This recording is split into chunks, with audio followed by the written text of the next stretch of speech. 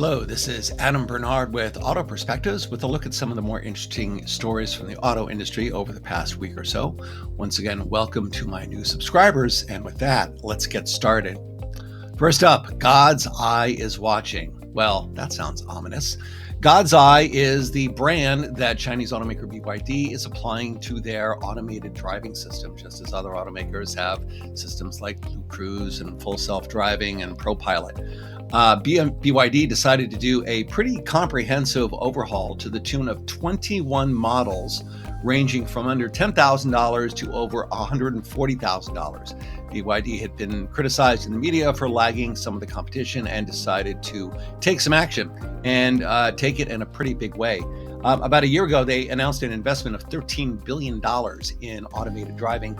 And out of the 110,000 engineers working for BYD, which itself is a pretty substantial number, they claim they have 5,000 working on intelligent driving alone. Now, God's Eye is launching, as you might expect, in 3 different levels because of the wide range of price points that we're talking about here. The more affordable BYD branded vehicles get level C, which is called also the equivalent to SAE level 2 or level 2 plus. It has 12 cameras, 5mm wave radars, and 12 ultrasonic radars. For the middle of the BYD portfolio, which is the higher end of the BYD branded vehicles and the premium Denza brand, they get God's Eye B, which is the equivalent to level 3, which means hands off and eyes off, which we've already seen from some of the European automakers, and that adds a LiDAR unit to the existing hardware. At the very upper end of the BYD portfolio is the Yangwang brand, and that includes things like the U8 $140,000 Hummer fighter. They get God's Eye A, that is level 4, which basically means totally hands off in certain geo-fenced areas, and that adds 2 additional LiDAR units for a total of 3 units. If you're wondering how sophisticated this is, God's Eye A and B support navigation autopilot in cities and on highways, while C is currently limited to highways, although there's been speculation that a software upgrade may expand the capability, so even at the low end of the BYD portfolio.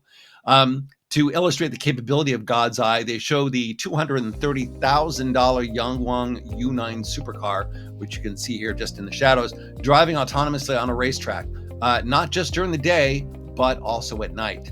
If there's one thing the Chinese know how to do well, it's move quickly. And this across-the-board hardware upgrade, which, by the way, appears to be free, at least for the moment, will put even more pressure on any other automaker who is trying to compete in the automated driving space. We will shift gears over to the United Kingdom and the next generation Range Rover Velar, which will go fully electric. This vehicle is expected to launch next year, so 2026. Originally, it was expected this year, if you went back to some of the JLR investor decks from a few years back. And the original plan had been to get 4 EVs on the road by 2026. Like many other automakers, JLR has pulled back just a little on the EV side of the equation, and they are now targeting to have 2 vehicles out by next year instead of 4. As you can see, it retains the Velar's clamshell hood, the high belt line, and the sloping coupe-like profile. Personally, I've always found the Velar to be the most attractive of the Range Rover portfolio. Underneath the new Velar EV is EMA. The EMA platform was announced in 2021 as a multi-energy platform. So originally, it was intended to source electric, hybrid, and conventional gas and diesel engines. And that would replace the outgoing Ford platform, which years back used to underpin the Ford Fusion and the Ford Mondeo. And now JLR is going to have their own set of hardware instead of pulling hardware from Ford.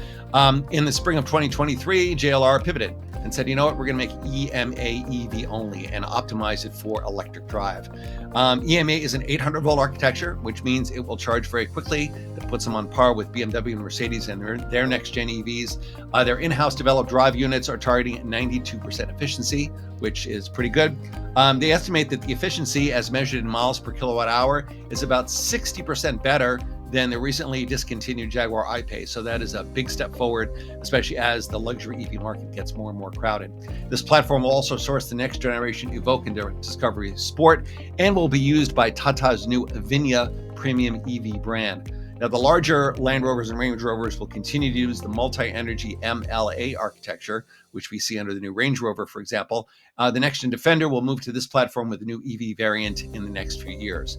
So at the end of the day, you have a clean sheet architecture, which sounds very competitive on paper, as well as where BMW and Mercedes and Audi are, and as they get ready to launch their next generation EV platforms.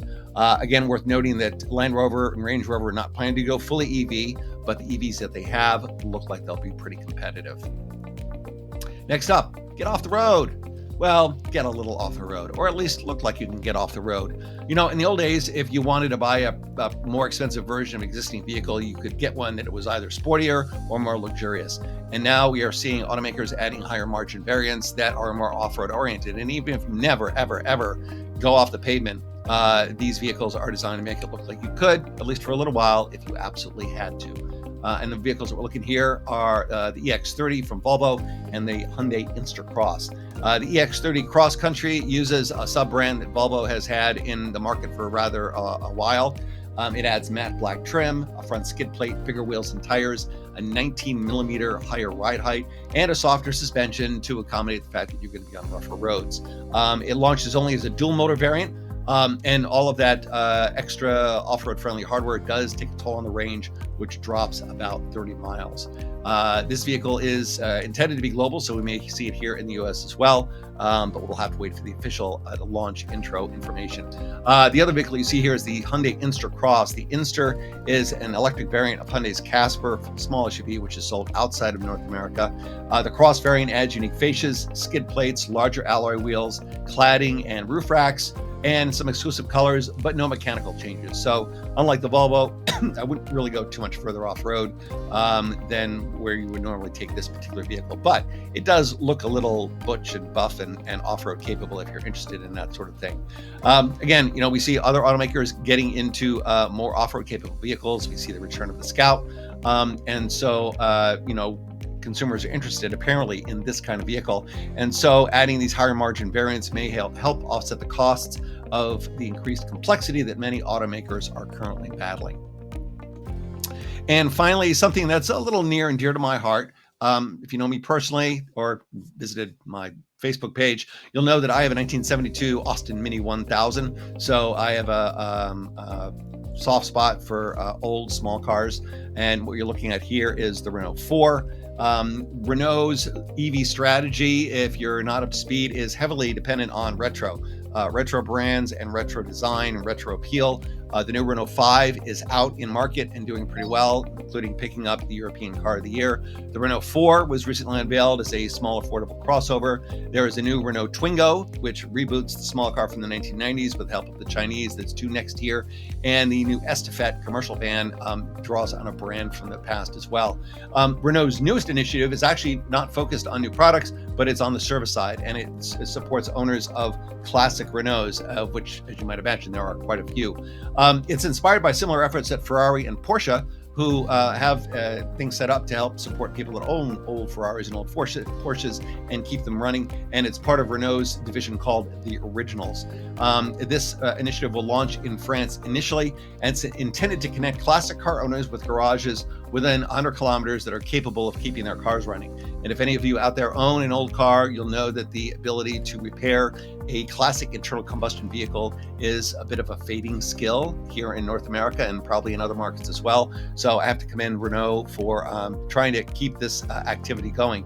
They actually published 50 original repair manuals online for free, and they've also posted new how-to videos for those of you, unlike me, who are a little bit handier with a wrench. You know, as we see the Chinese expanding into Europe, more so than the US, Renault illustrates that they have something that the Chinese don't have, which is legacy and heritage. And so this is a potential opportunity for established brands, including Renault, to battle this incoming wave of affordable Chinese vehicles.